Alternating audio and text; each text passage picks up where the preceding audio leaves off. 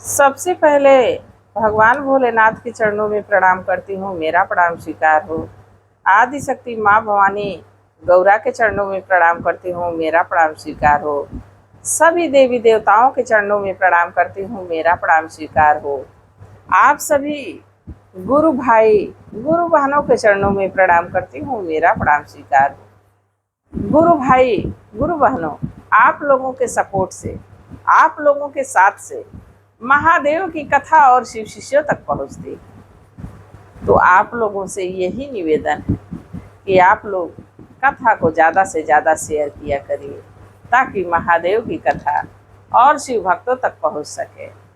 अगर जो आप लोग चैनल पे नए हैं तो चैनल को सब्सक्राइब कर लीजिए, ताकि जो भी वीडियो पड़े, जो भी कथा पड़े, वो आप लोगों तक आसानी से पहुंच जाए। कमेंट में महादेव का नाम जरूर लिखिए। महादेव का नाम लिखने से, बोलने से सारे कष्ट दूर हो जाते हैं। तो महादेव का नाम जरूर लिखिए। देखिए, हम लोग एक ही गुरु के शिष्य हैं, एक ही प्रभु के हम लोग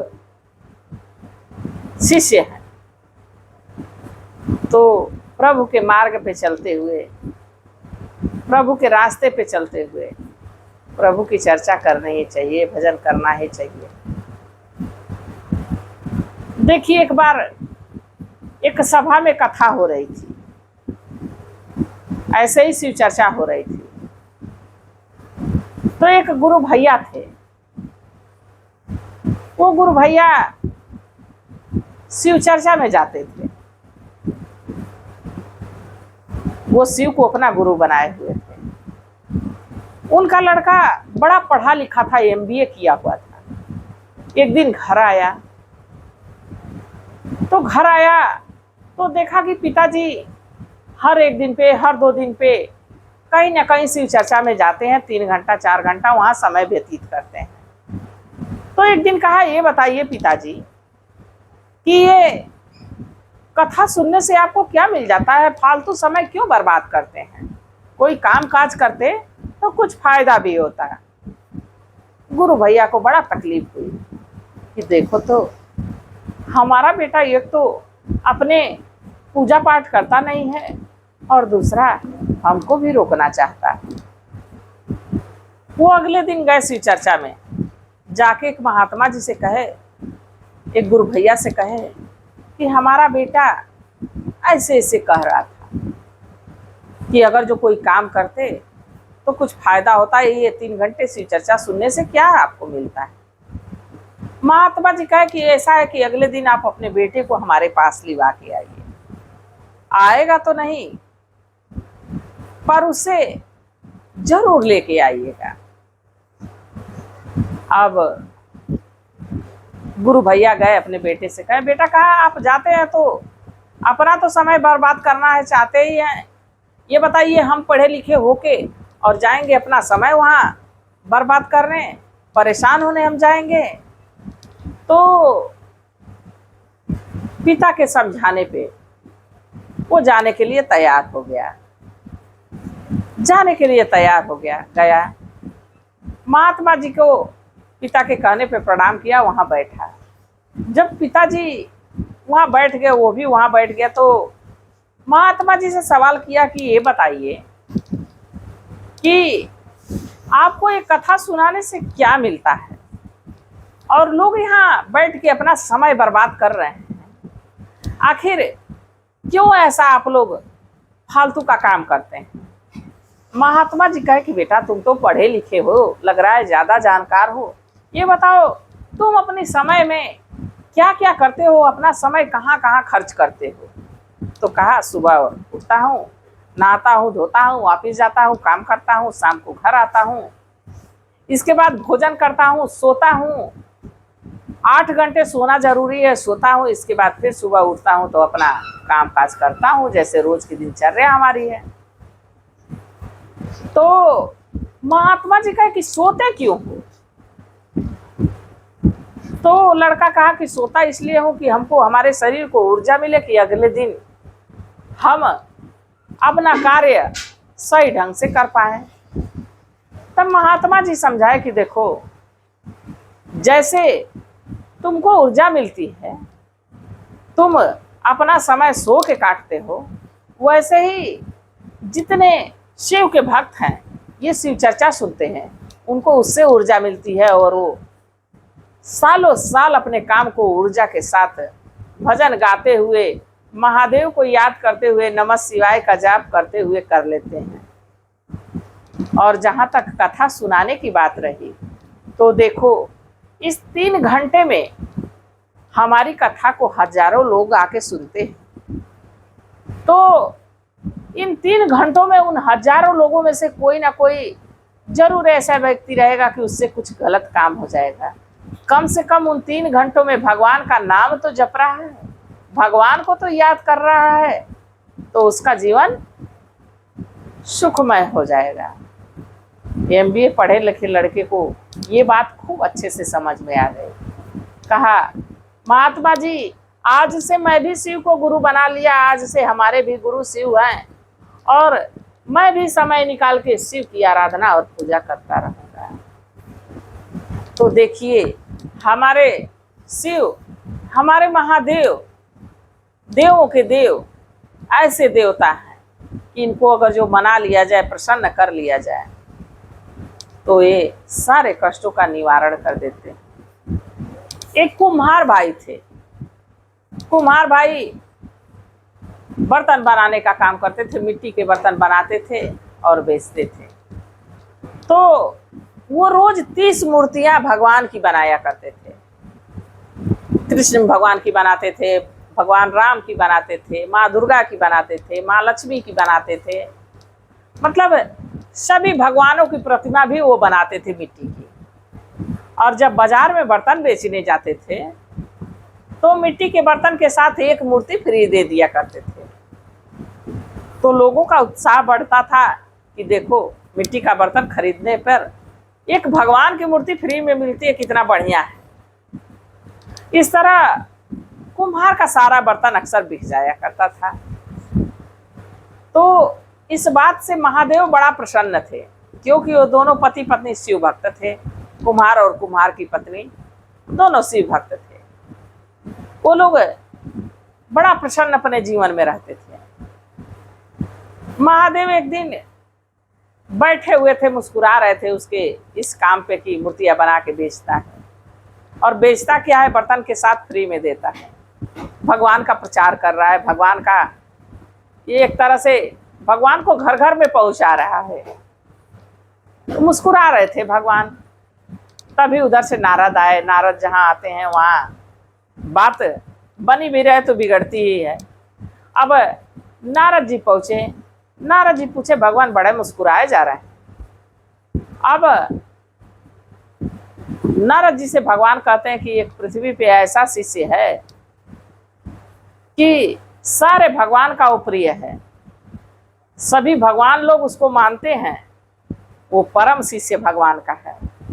नारद जी को चिढ़ हुई कि हम तो विष्णु भगवान के परम शिष्य हम हैं, और महादेव कह रहे हैं कि वो परम शिष्य देवताओं का है। तो नारद जी कहे कि ऐसा नहीं हो सकता है, परम शिष्य वो हो ही नहीं सकता। महादेव कहे कि है, इस बात को आप मानिए। नारद जी कहे कि उसकी परीक्षा ले ली जाए। भगवान तैयार हो गए। भगवान कहे कि इसमें और देवी देवताओं को शामिल करना होगा, तभी तो पता चलेगा कि वो भगवान को कितना मानता है, किस तरह मानता है, कैसे आदर स्वभाव करता है। अब ब्रह्मा को बुलाए, विष्णु को बुलाए, नारद जी थे ही, भगवान भोलेनाथ थे ही, कृष्ण को बुलाए, राम को बुलाए, माता सीता को बुलाए, माँ गौरा को बुलाए, सबके साथ है। अब रूप लोग बदले, आप पृथ्वी पे पहुंचे। एक समझिए कि साधु संतों की मंडली पहुंची पृथ्वी पे। अब तो उसकी परीक्षा लेनी थी कुम्हार की। पृथ्वी पे पहुंचे लोग, चलते चलते चलते चलते उस नगर के राजा के पास पहुंचे। राजा के पास पहुंचे, शाम हो गई थी। अब इतने संतों की भीड़ इकट्ठा थी कि अब जाके उनके दरबारी बताए, उनके मंत्री बताए राजा साहब से कि इतने संत आए। राजा आए, सारे संत जनों को प्रणाम किए।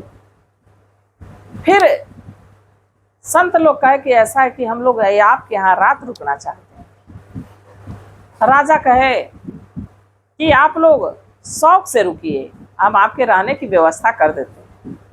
तब भगवान लोग कहे ऐसा है कि हम लोग उसी के यहाँ रुकेंगे जो भगवान का परम भक्त रहेगा, भगवान का परम शिष्य रहेगा और दूसरा कोई पाप नहीं करता होगा।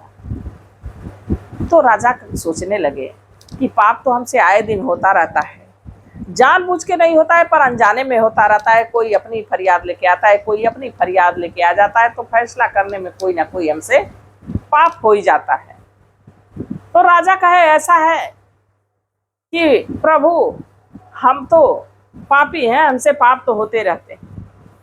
अगर जो आपको ऐसा व्यक्ति चाहिए तो हमारे राज्य में एक कुम्हार है, आप कुम्हार के घर चले जाइए, वो कोई पाप नहीं करता और वो भगवान का परम शिष्य है।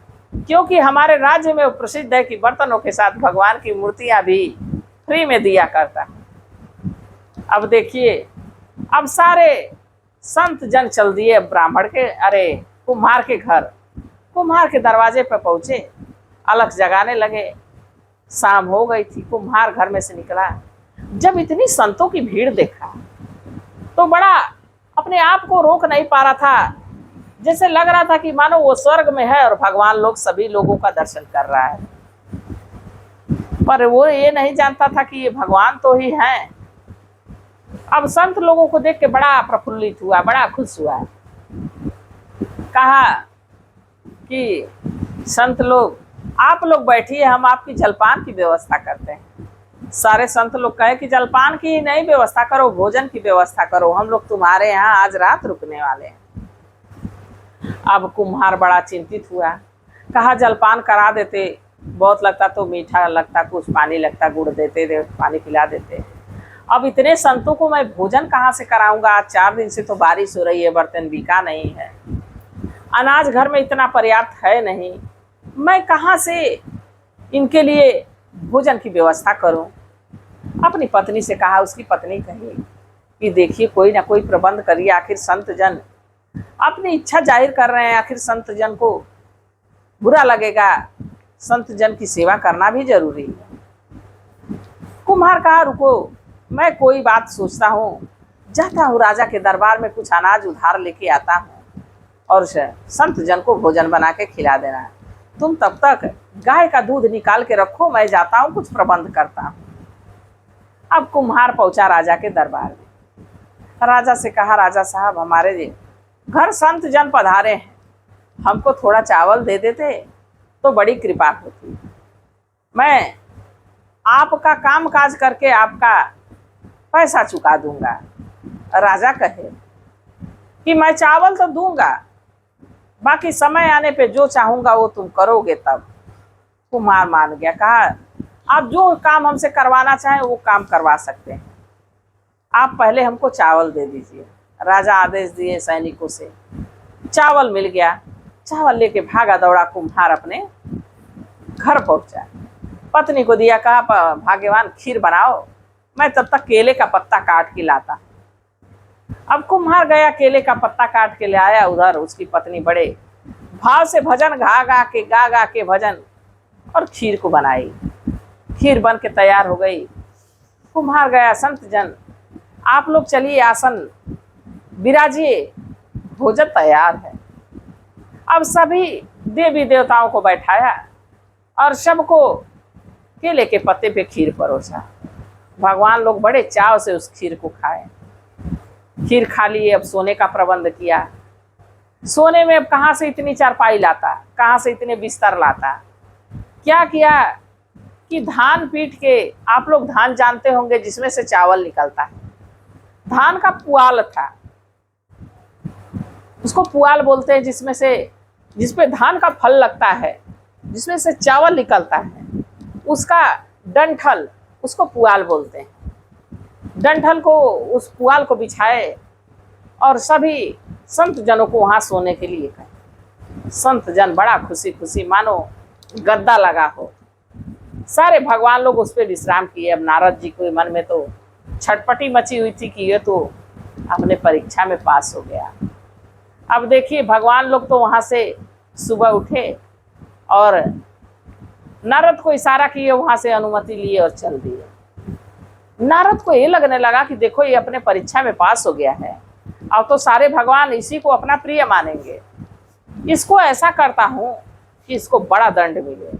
अब नारद जी ऐसा मंत्र मारे, ऐसा मंत्र मारे, राजा एकदम दुराचारी हो गया। राजा के पास एक दिन कुम्हार पहुंचा। कुम्हार कहा, राजा साहब मैं चावल लेके गया हूं, तो आपके यहाँ मैं नौकरी करके चुकाने आया।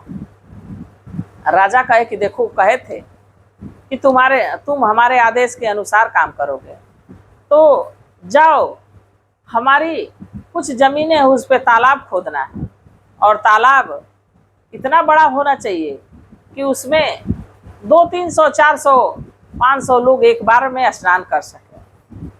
अब कुम्हार सोचने लगा कि इतना जल्दी, और समय भी एक दिन का दिए, इतना जल्दी कैसे कुआं खुद पाएगा। अब अपने बच्चों को, अपने पत्नी को बुलाया।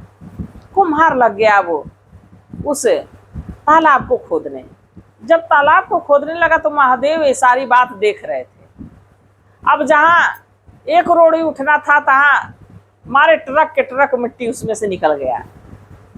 जैसे एक टोकरी उठा के फेंकते तो वहां एक टाली मिट्टी का गाज लग जाता। अब दिन भर में तालाब खोदा के तैयार। जब राजा देखे कि ये तो बड़ा चतुर है, एक दिन में इतना बड़ा तालाब खोद सकता है, तो ये तो किसी ना किसी दिन हमारे राज्य पे आक्रमण भी कर सकता है, बड़ा बलशाली है। अब राजा इस बात से चिंतित हो गया।